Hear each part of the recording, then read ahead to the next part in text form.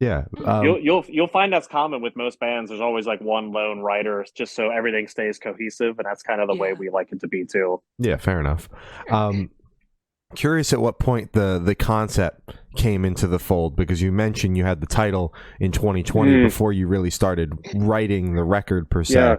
yeah. So at what point did in the writing process did the concept come about? Was it from the beginning? You know, I think it pretty much was because I had that title floating around. Actually, I drew a sketch of the cover, and it looked a little different than it does now. And I sent it to my friend Corey, who does the artwork for our band, and he was like, "Oh, this is cool."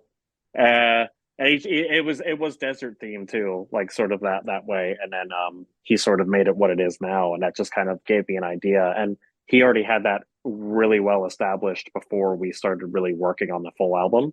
Mhm. So I think when the artwork was done, we already had Sunscape and Familiar Beings uh, pretty much like cemented in general, and that was kind of the theme more or less. Like if you've seen the music video for Sunscape, it pretty much ties in our whole album art theme that we have going on. And this dude from Australia, he's a part of Eclipse Media. That's his company. He actually made the video and based it off of the artwork that Corey made for the record. And we wanted it to really be like some sort of wasteland that it is, Yeah.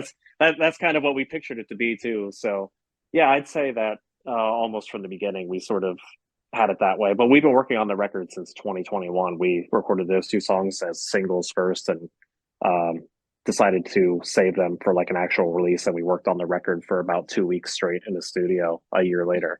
God damn. Okay.